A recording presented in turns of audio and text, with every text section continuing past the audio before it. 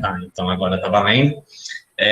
Então, retomando, eu queria perguntar para vocês qual conceito de democracia que vocês têm, qual a visão de democracia que vocês têm, seja no Brasil, seja em experiências internacionais aí. Quem quiser começar falando, pode mandar mensagem no chat ou levanta a mão para abrir o microfone.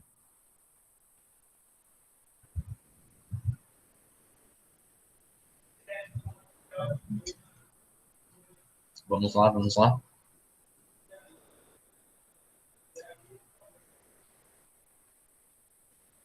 Ninguém? Fora, você quer falar? O que você acha de democracia?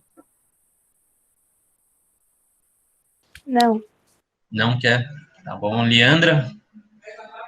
Meu Deus, se eu estiver errado. Oi? E se eu falar errado, meu Deus? Não tem problema algum. Isso aqui é uma aula, é pra gente falar errado mesmo. A gente não errar na prova. Aqui pode errar. Entendi. Eu acredito que democracia é a voz do povo, né? Não defendo a ideia que no Brasil haja 100% uma democracia, porque se houvesse democracia, as minorias não seriam minorias, né? De certa forma. Aliás, as minorias não seriam marginalizadas, como são. E acredito, enfim, que no Brasil não haja 100% uma democracia, já que a elite continua no poder e o pobre continua passando fome. Muito bem. Uma boa definição, Daniela. Paula, quer ajudar-nos a entender o conceito de democracia?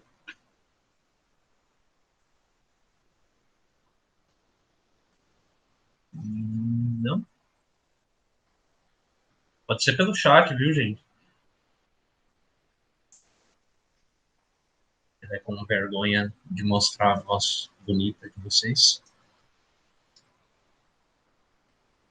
Ian, alguma coisa? A última aula que eu dei, você contribuiu bastante.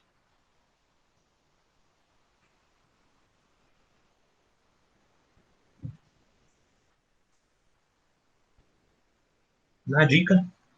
Ok. Então, a Leandra está certa na definição dela. Ela forneceu, além da definição, né, uma visão bem crítica do que é a democracia. E a gente vai seguir um pouco na aula o método aí que a Leandra utilizou. Ou seja, a gente vai expor o conceito de democracia, vamos passar por algumas formas que a democracia assumiu na história, e se der tempo, eu espero que dê, eu vou tentar passar alguma visão crítica sobre o conceito, o debate sobre a democracia, tanto no Brasil quanto no mundo. Mas o foco principal é fazer vocês entenderem qual que é o modelinho, assim, que geralmente é pedido em provas da democracia. Ok? Então, assim, a democracia, hoje, as formas de democracia, não existe só uma forma de democracia, elas são geralmente classificadas em 3 categorias. Tá? A democracia direta é a participação do indivíduo na política sem nenhum meio intermediário. Ou seja, eu, Guilherme, tenho um objetivo político ou uma pauta política, sei lá, eu quero asfaltar a rua da minha casa, eu vou lá na Assembleia Legislativa ou vou em algum lugar e eu coloco essa pauta, a formação de leis, para a galera votar, né, para todo mundo aqui do bairro, do Butantã, votar. Então, a primeira coisa que a gente precisa ter bem definido aqui é o que é fazer política, o que é participar da política. Fazer política é basicamente fazer leis, tá? No conceito mais simples possível, tá? Então, fazer política é fazer leis. Então, a democracia, ou autocracia, ou oligarquia, ou diferentes formas de governo que a gente tem ao longo da história, vão representar diferentes formas de realizar as leis, de gerar uma coesão social. gerar, enfim, regras onde todos os cidadãos precisam seguir. Então, a primeira forma de democracia é essa democracia direta, onde o cidadão ele tem um papel ativo na política, ou seja, na formulação de leis. Tá? Democracia direta, ela remonta ao cenário de Atenas, então, na Idade Antiga, século V a.C., então é bem antigo, é um conceito onde os cidadãos de Atenas eram bem restritos, eram homens maiores de 21 anos, eles precisavam ser livres, a gente precisa lembrar que naquela época existia escravidão. Então, com uma população, com uma quantidade de cidadãos bem restrita, fica muito mais fácil você dar poder de legislação para todo cidadão. Né? Então, essa é a primeira forma. A segunda forma é a democracia representativa. A democracia representativa tem justamente um intermediário. Esse intermediário é o representante da população, ou poderia ser o representante da vontade geral. Então, seja através do voto, pode ser através de tribunas, como foi na Roma, no Império Romano, tribunas do povo, né, onde, enfim, você tinha um escolhido do povo ali para representar o interesse do povo, dos cidadãos comuns, né, que não eram nem nobres, né, e nem, enfim, aristocratas. E, enfim, então a democracia representativa, basicamente, essa é a diferença da democracia direta. Você tem esse intermediário, que é o líder político, que vai representar o seu interesse. Então, no Brasil, né, o que a gente tem hoje, né, o formato seria uma democracia representativa. Seria, tá?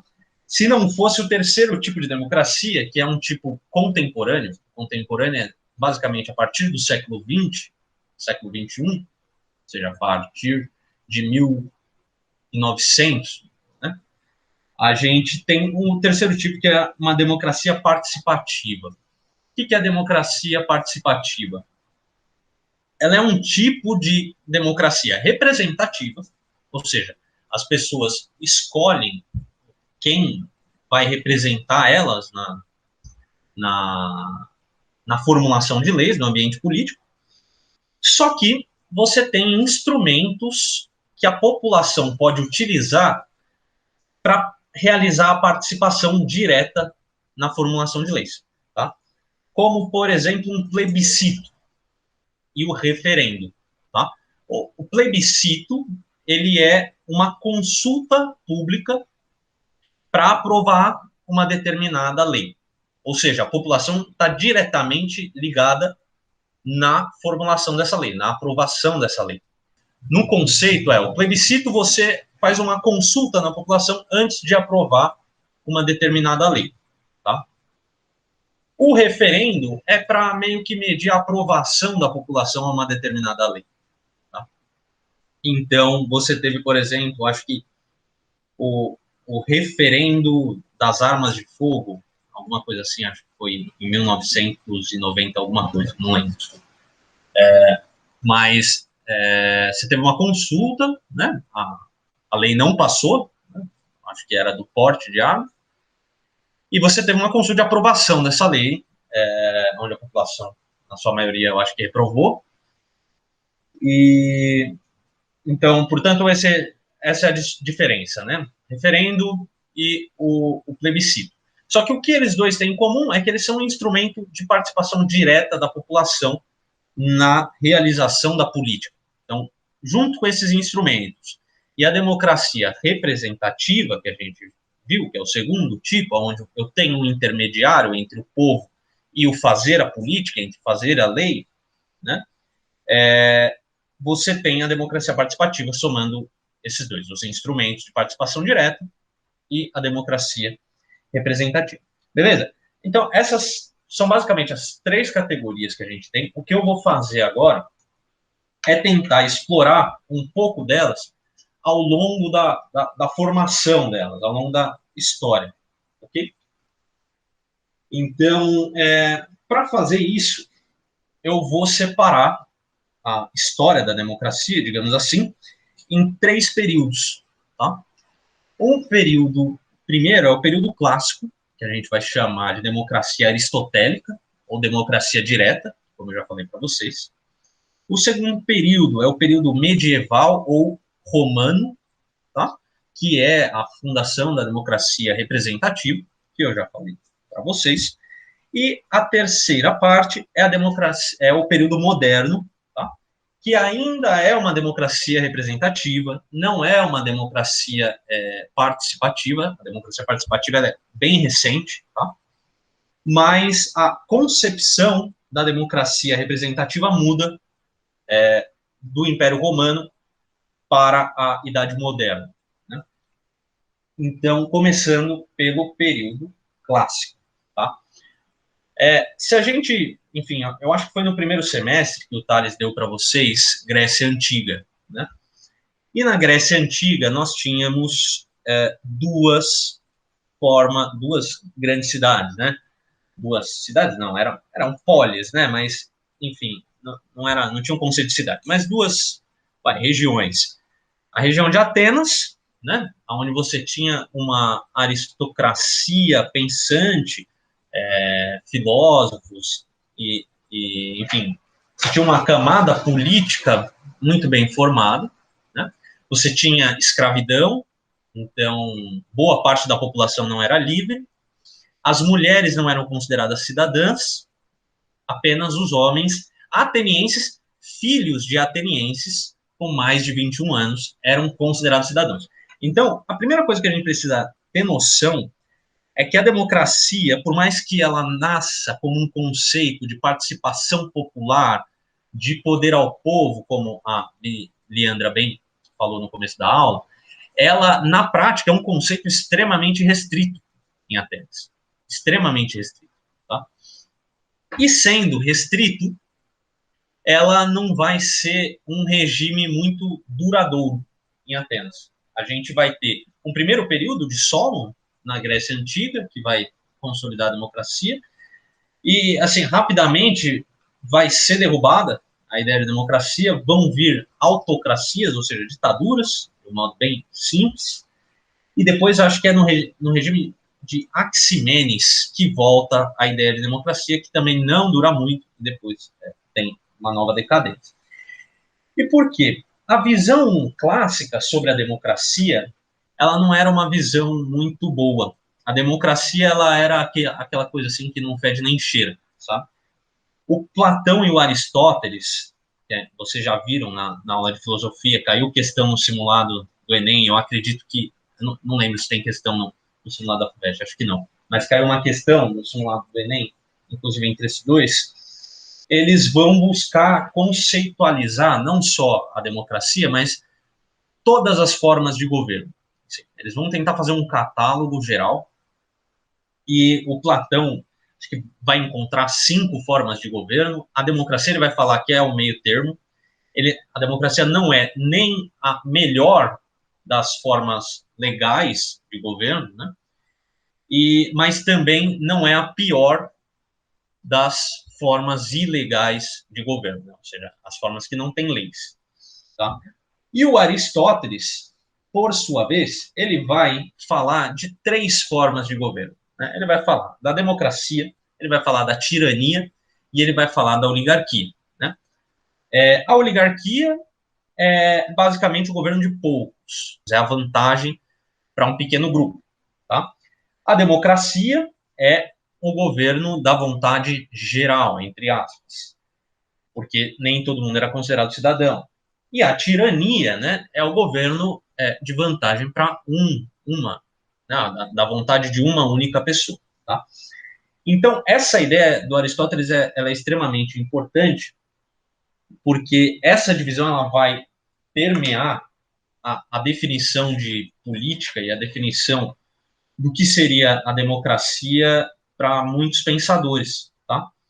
Então, o Aristóteles vai ser até bem crítico da democracia, ele vai falar que a democracia ela é a vontade, o governo da vontade dos pobres. Então, é um interesse dos pobres que valem, por quê? Porque você dá igualdade de voto para o cara que é rico ou para o cara que é pobre. Tá ok?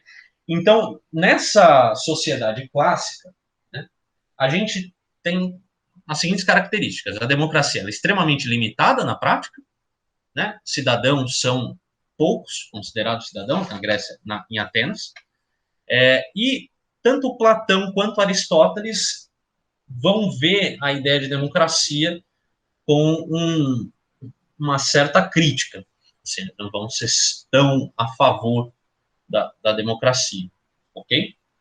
E aí vem a época do Império Romano, a visão que eu falei para vocês, medieval. A visão medieval, ela é, acho que a mais importante das três visões, porque ela é que vai considerar o conceito de soberania popular, que é basicamente o quê?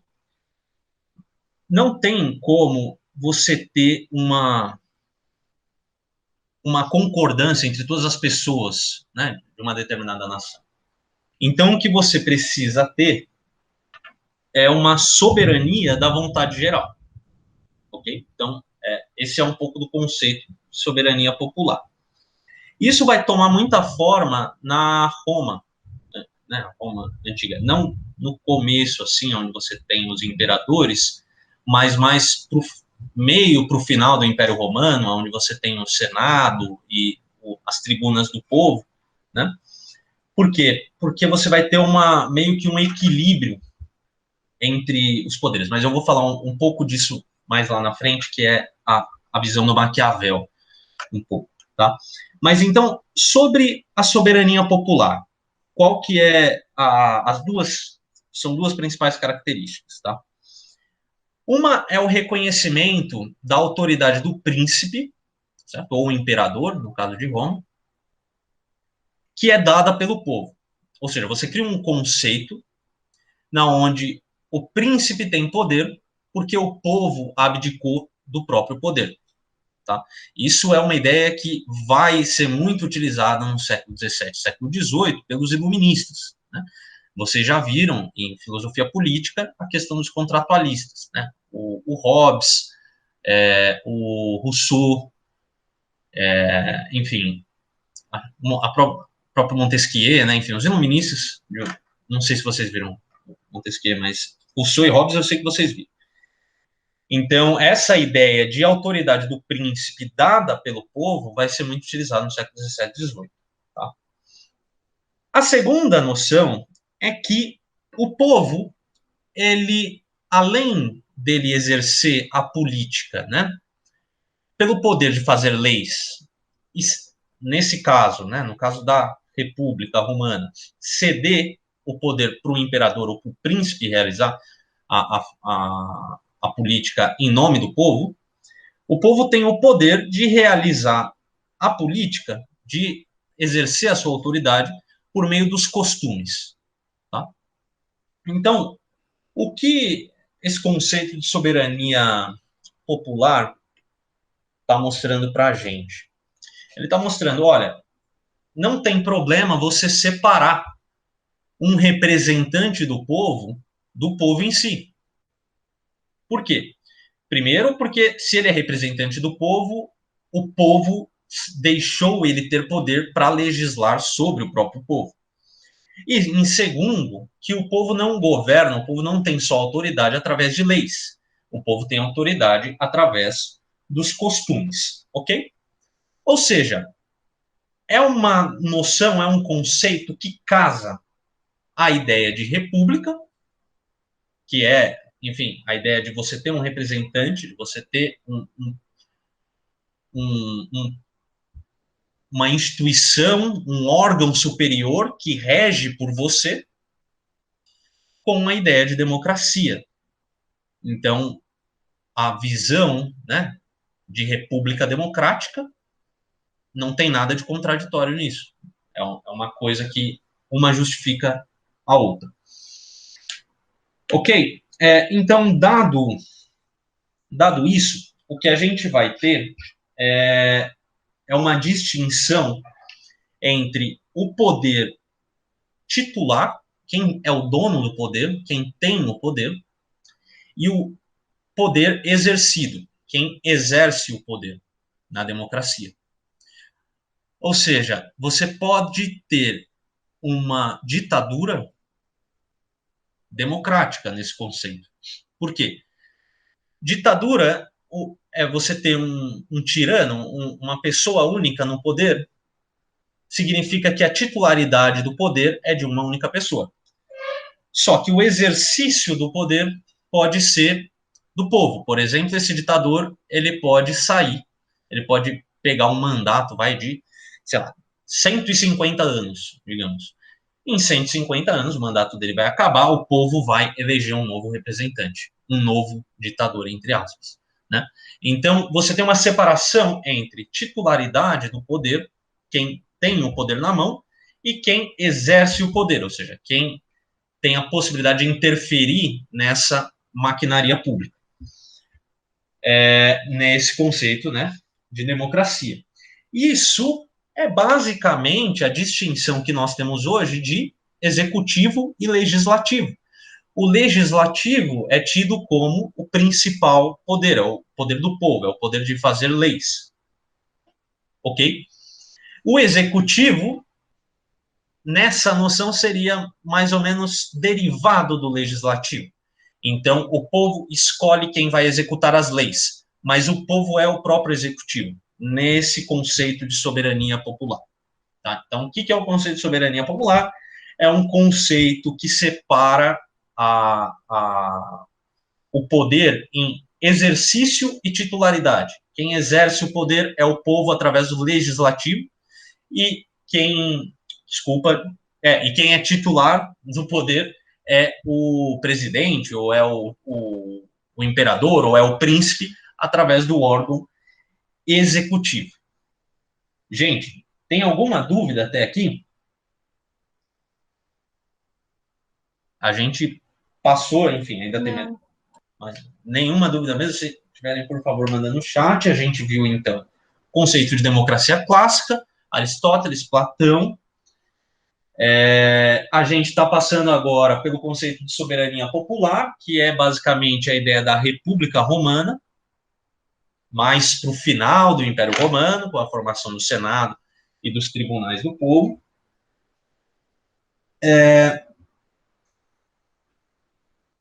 E agora eu vou passar um pouco, antes de entrar na visão moderna, eu vou traçar um pouco a relação dessa visão que a gente acabou de ver, que é a visão medieval, ou a visão do Império Romano, né? Na relação desse conceito de soberania popular com a teoria contratualista que a gente vai ver no século XVII e XVIII, né, da Revolução dos Iluministas, né, que vai culminar na Revolução Americana, 1776, e na Revolução Francesa, 1789. Tá? Então, o conceito de soberania popular ele é muito parecido com a ideia dos contratualistas, ou seja, o povo deliberadamente, o que é deliberadamente? Por vontade própria, cede a possibilidade de realizar as leis para o seu representante, para o príncipe ou para o imperador. Né? Bom, o contratualismo isso não é necessariamente o contratualismo, tá? Por quê? Porque no contratualismo você não tem simplesmente você não cede simplesmente o seu poder, porque então a gente está supondo uma relação direta, né, do povo com o poder. Então, eu tenho o poder de legislar, eu abdico mão do meu poder e dou este meu poder para o meu representante. Isso é o conceito de soberania popular.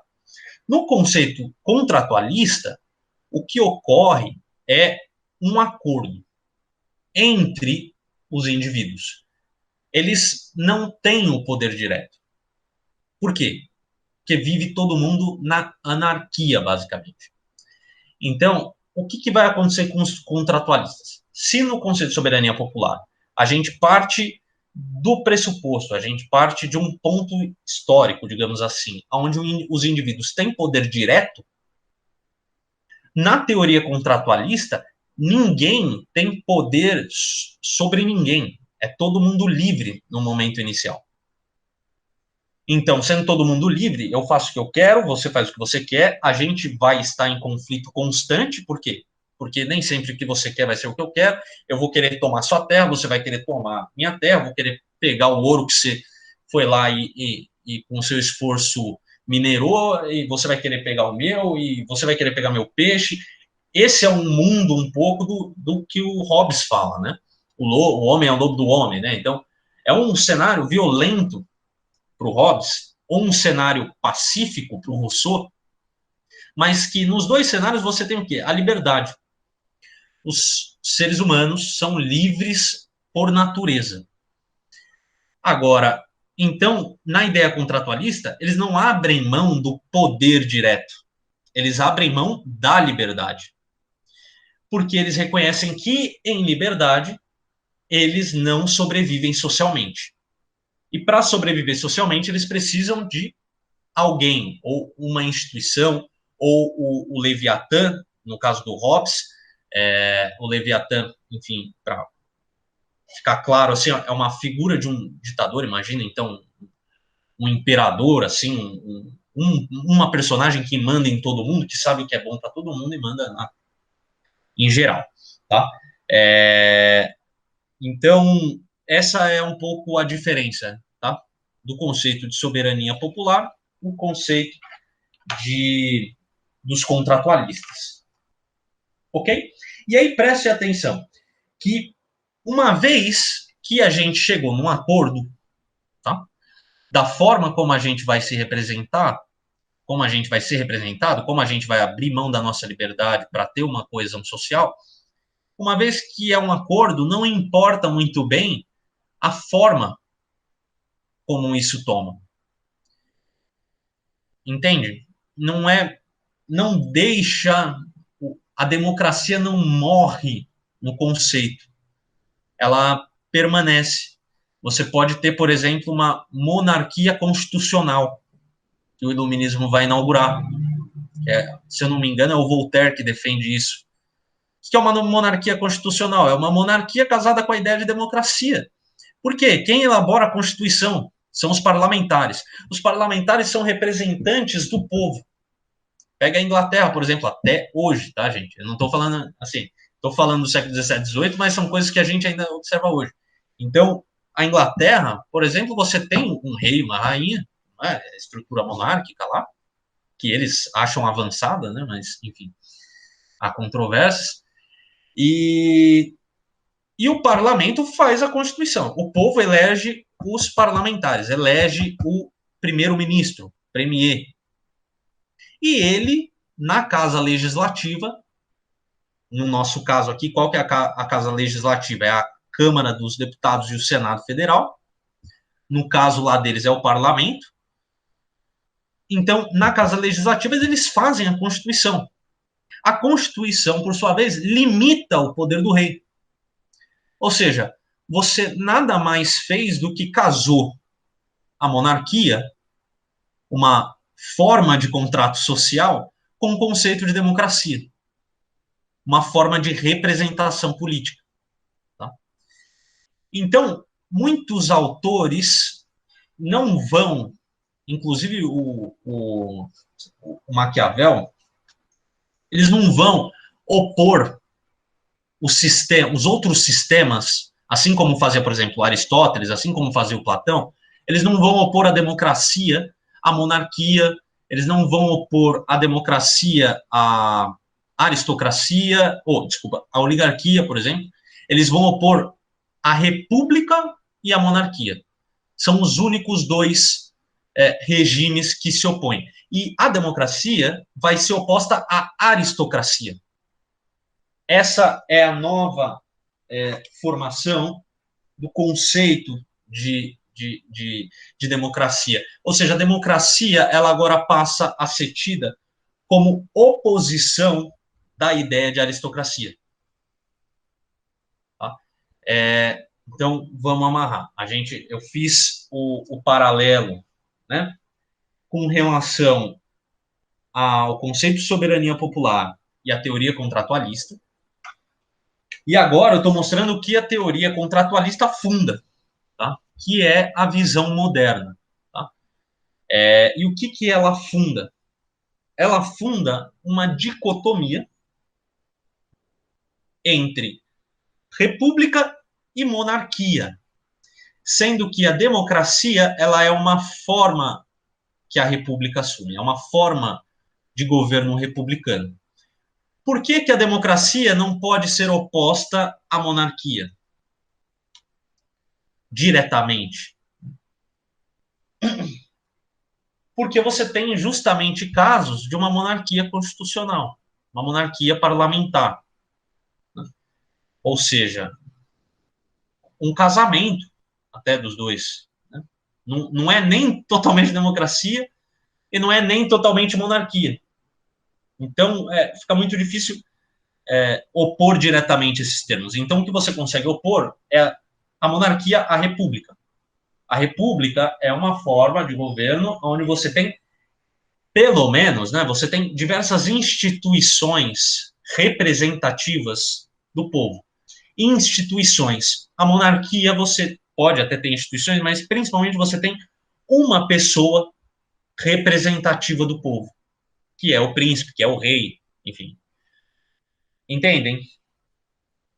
Alguma dúvida até aqui?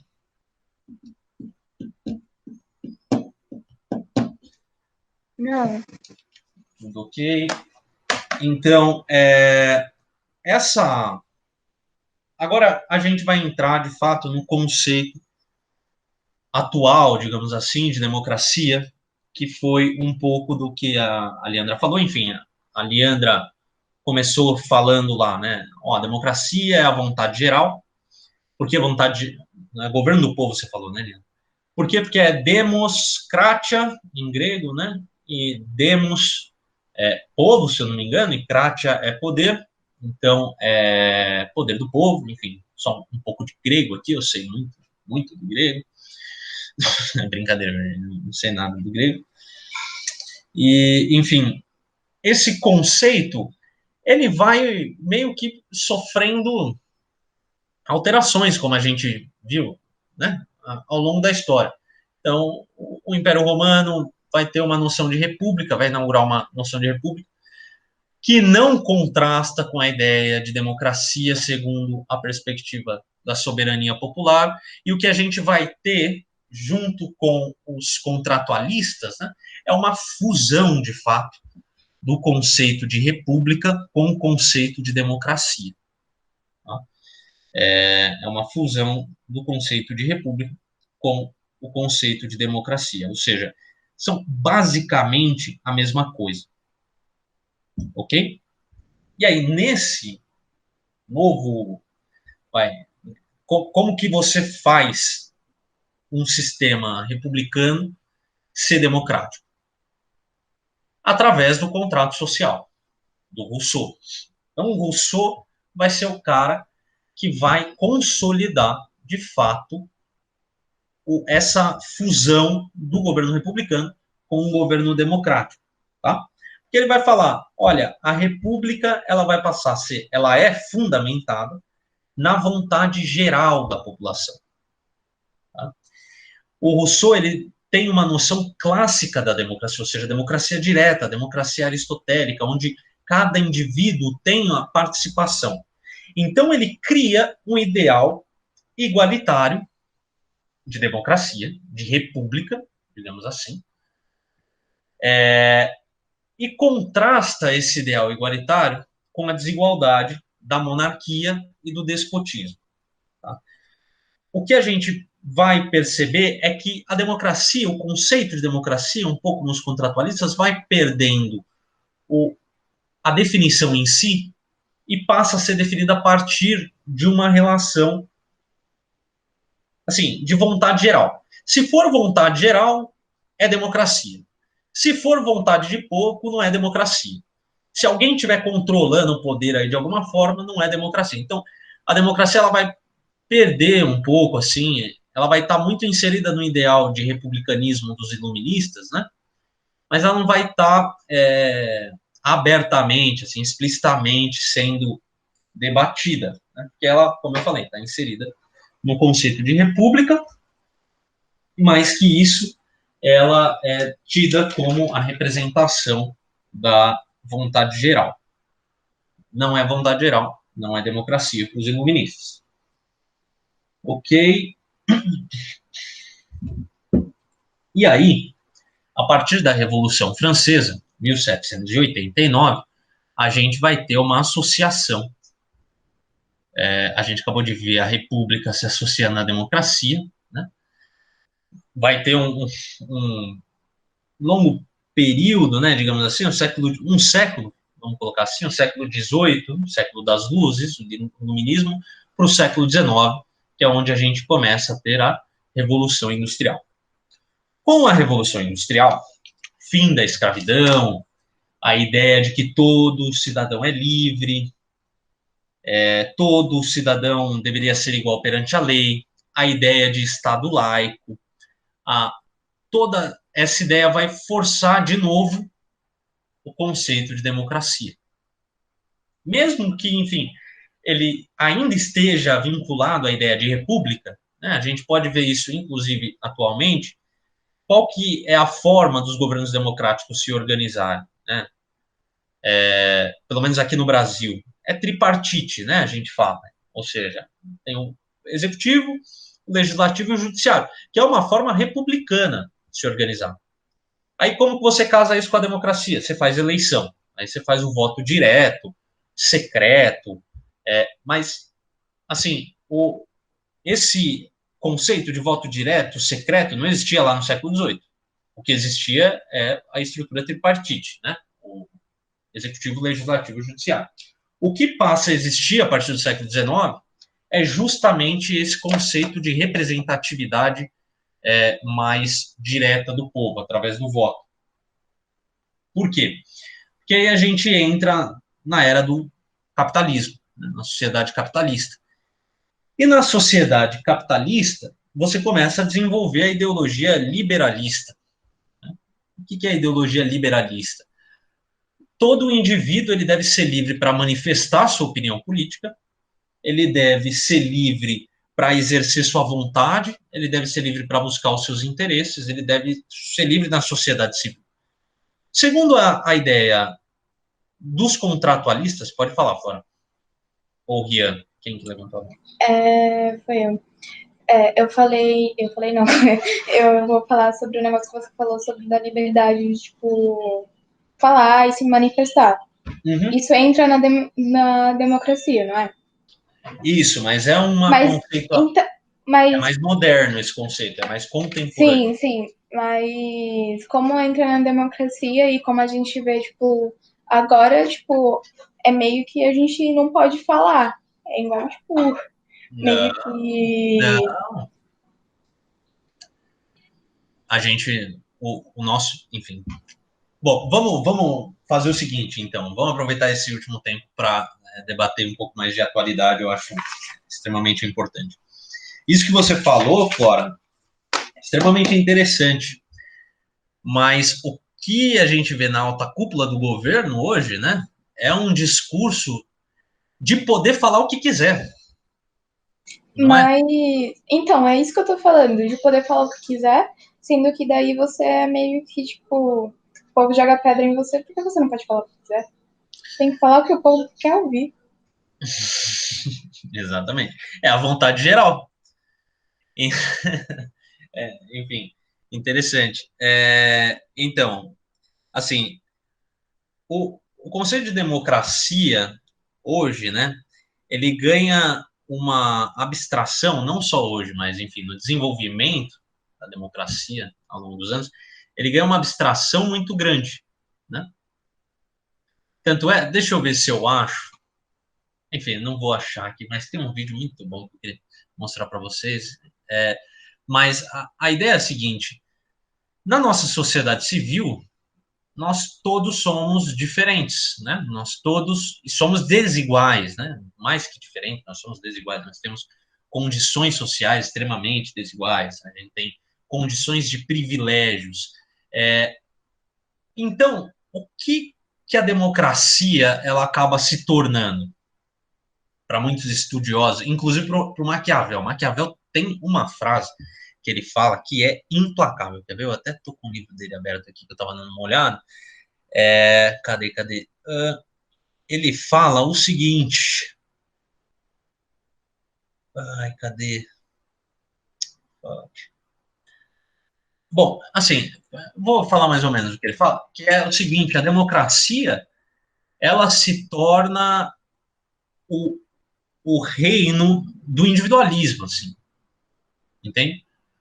Por quê? A democracia deixa, né, um dos pilares da democracia acaba sendo o exercício da vontade individual, o exercício da vontade, enfim, da minha vontade.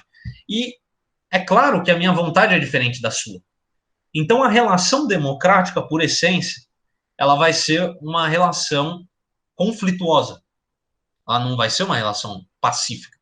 Não estou falando de conflito violento necessariamente. Pode ser conflito das ideias, mas ela é uma relação conflituosa, porque o meu interesse individual não necessariamente é igual ao seu. Né? A partir do momento que a gente não deixa de ter uma democracia direta e passa a ter uma democracia representativa, a gente começa a ter a formação de núcleos políticos, partidos políticos, que vão buscar eleger representantes de uma determinada ideia. Esses partidos políticos, esses representantes de uma determinada classe, né, de um determinado grupo social, de uma determinada forma de ver o mundo, digamos assim, eles vão buscar o quê? Exercer o poder.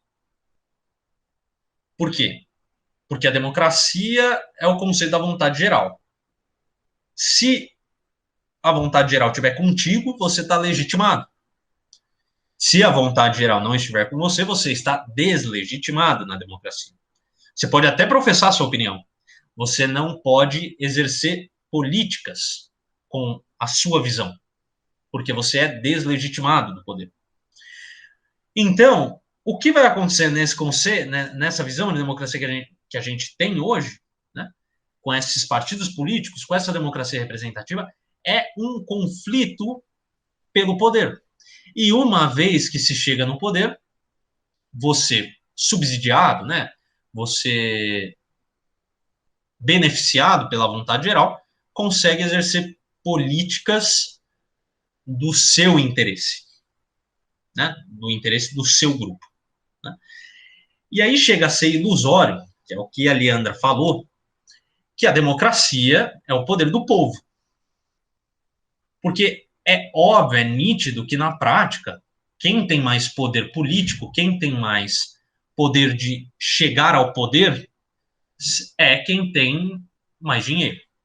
Né? Ou seja, as políticas acabam sendo voltadas para a aristocracia. Ou seja, para a aristocracia é uma elite, vai para a elite, né? Certo? As políticas acabam sendo voltadas para a elite.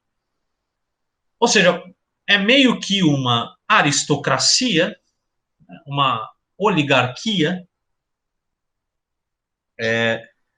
farçada de democracia, né? Assim, então, agora, minha opinião, essa é a minha opinião pessoal, assim, né? Eu não vejo a democracia como uma forma atual, legítima de poder do povo. Como a Leandra falou, eu estou 100% de acordo. Por quê? Porque antes dessa instância institucional, dessa instância racional, onde você tem a separação ótima, né, das instâncias políticas, então você tem um executivo que é responsável pela execução das leis, por fazer as leis serem cumpridas. O judiciário, que é responsável pela fiscalização do poder executivo e do poder legislativo, para que os sujeitos políticos não abusem de seu poder político. E você tem o legislativo, que é o representante direto do povo, responsável por executar as leis. Isso, na ideia, é ótimo, né? Só que, na prática, o que você tem é uma ditadura do capital. Uma ditadura do dinheiro. E o dinheiro mandando, o processo democrático fica extremamente corrompido. Porque se você legitima quem chega ao poder por meio da democracia, né? Através da vontade geral. Só que, para angariar essa vontade geral, você precisa angariar votos. Para angariar votos, você precisa não só do discurso, mas você precisa de recurso financeiro para fazer campanha política, para operar a máquina política. E, além disso, né, quando você alcança o poder, você ainda precisa do dinheiro para conseguir governabilidade. Porque dentro da próprio Conselho de Democracia, do próprio órgão legislativo, você vai ter oposição. Então, o dinheiro ele se torna um intermediador, inclusive na realização de política. E aí a corrupção ela se torna reflexo disso. Ou seja, nessa minha visão, tá, gente? É minha visão.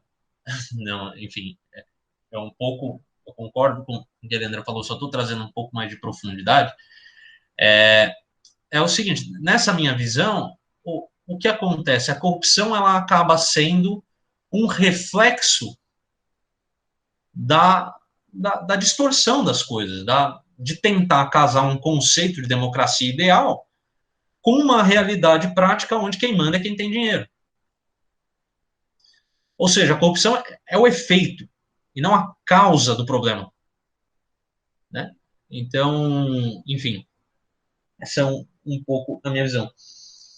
Tá? E, para além disso, eu já falei de um texto aqui com vocês, enfim, a escola sem partido me mataria se visse salvo. Mas eu já falei de um texto numa aula que chama Para a Questão Judaica. Tá? E é um texto do Marx, super interessante, onde ele fala justamente do processo do contrato social, assim, do processo de consolidação da República Democrática, né? Aonde, assim, a ideia de você abstrair a individualidade e jogar essa diferença que a gente tem entre a gente para o campo do Estado, ela é absolutamente ridícula, assim. Porque, pensa, a gente afirma na Constituição que todos somos iguais perante a lei, né? Agora, isso não vale na prática. Isso não vale na prática, não é porque, enfim, não é porque você tem o político que não corresponde, né, à ideia da democracia. Porque no momento que você acha que o político não corresponde à ideia da democracia, você está falando que a ideia vem antes do sujeito, vem antes da relação prática. Ou seja, a democracia ela é construída, toda forma de poder, toda forma de governo, ela é construída por um arranjo social, por um arranjo dos indivíduos que decidem a forma como eles vão ser governados. O contrato social mostra justamente isso, né? Só que a partir do momento que você consolida esse conceito, parece que esse conceito cria vida própria e ele rege os indivíduos. Então, você tem casos de não tratamento igual, né, entre os cidadãos, entre os sujeitos na sociedade prática, não é porque a relação material ali, não é porque um cara discrimina o outro praticamente, é porque ele não corresponde à ideia, ao ideal de democracia, é porque ele não corresponde ao ideal de igualdade. Na minha opinião, e o que o Marx mostra para a questão judaica, é que essa abstração é uma loucura. Você não. A única coisa que nós temos iguais é que nós somos humanos.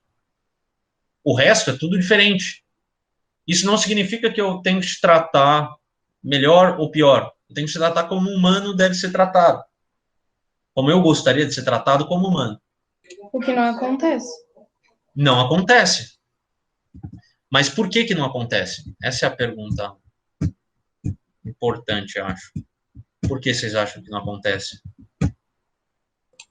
Porque tem uma desigualdade. Então, é isso. Tipo, a desigualdade é uma relação prática, né? Ela está na nossa sociedade, ela está posta na nossa sociedade. Agora, o Estado afirma que somos todos iguais perante a lei. Se eu for ser julgado, eu vou ter o mesmo tratamento que um cara que cumpriu três penas já de cadeia. Eu vou ter a mesma capacidade de contratar um advogado se eu entrar num processo contra uma empresa grande? Aí depende, né? Se você, tipo, quer muito dinheiro. Tudo envolve dinheiro, né?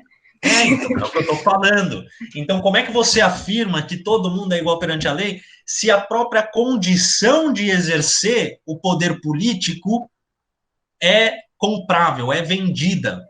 Da mesma forma que você falou que, tipo, vai pegar lá, você falou lá que vai presa e vai ter 3 condenações, mas, tipo, vai que você só fez uma coisa de errado e não fez 3. Não, tudo bem. Mas, tipo, pode acontecer também, né? Porque tem... Não, olha. Não, sim, o que eu estou fazendo aqui é uma crítica sistêmica, né? Uma crítica estrutural. É óbvio que você tem casos particulares, né? Agora, assim, gente, o que tem que ficar dessa aula? Tá? Vamos aproveitar esses 3 últimos minutos. Mais do que esses 15 últimos minutos que a gente falou de meter no pau na democracia, né? Em poucas palavras, a gente tem que ter a ideia, né, o conceito do que é a democracia. E o conceito da democracia é o poder do povo. Só que esse poder do povo, assim, ele não consegue, né, dada a dimensão da nossa população, a gente não consegue ter um poder direto, como em Atenas, né? Então a gente viu 3 formas, né, 3 evoluções do conceito de democracia, 3 formas de conceito de democracia. Um é a visão clássica, que é aristotélica. O outro é a visão romana. O poder não é poder. Exatamente, Flora. É isso aí.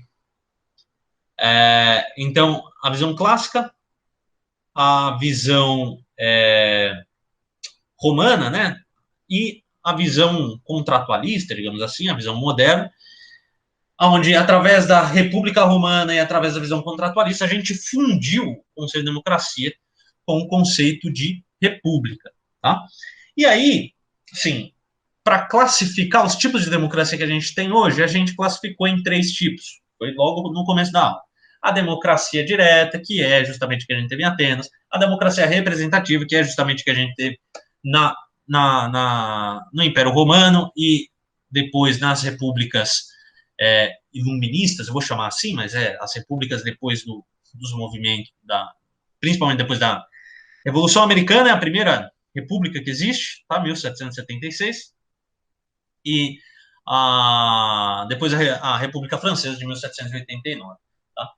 E a gente falou também da democracia participativa, que é uma democracia representativa, que tem alguns instrumentos de participação direta. Então, esse modelinho tem que ficar na mente de vocês, para a prova, tá? É o que os caras vão cobrar, ok?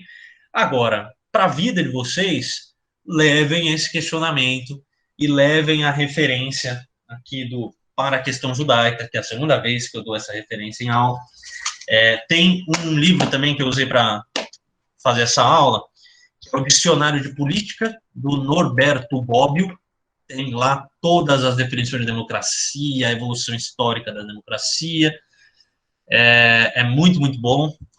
Tem o livro do Maquiavel também, que é Discursos... Vamos pegar aqui, rapidão.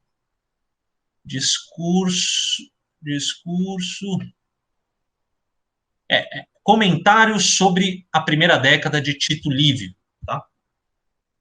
Que é onde o Maquiavel vai estudar a República Romana e vai consolidar um pouco da ideia moderna de democracia, tá?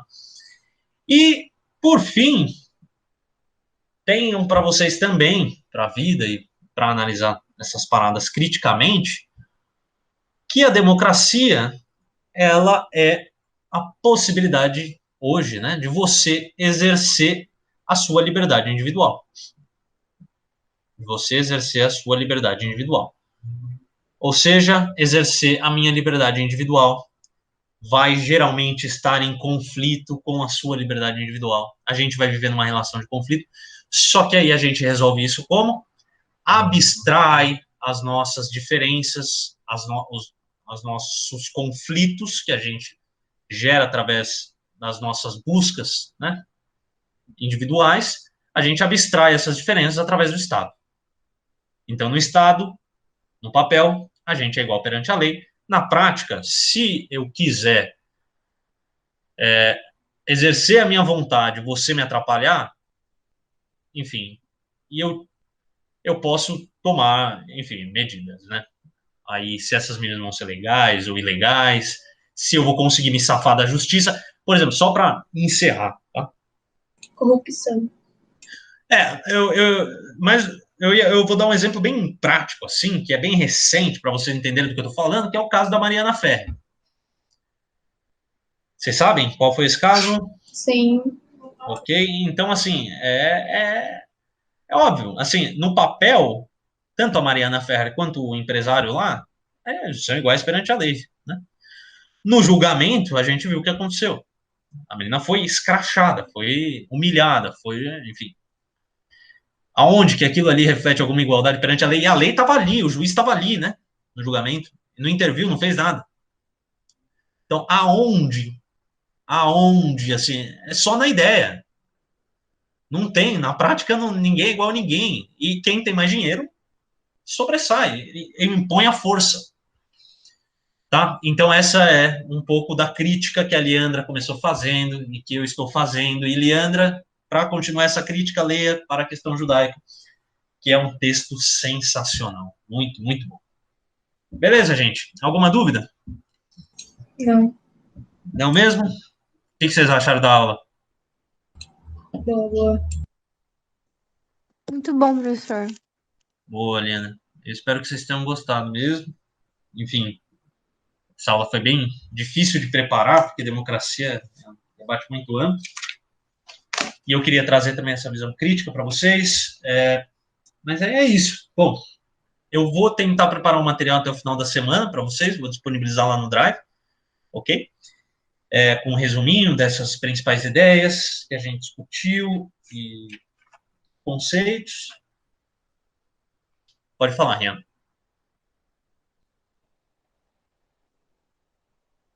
Alô? Seu microfone está no mudo, Rian, caso você esteja falando. Ou se você levantou a mão por engano. Ah, tá. Ok. Eu fiquei todo animado. Mas, enfim, tranquilo. É isso, eu vou tentar preparar o material até final da sexta-feira. Meu contato tá lá no grupo de alunos. Quiserem me mandar mensagem para trocar ideia, tirar dúvidas, estamos aí. Ok? E é isso, gente. Uma boa noite a todos. Bom final de terça-feira.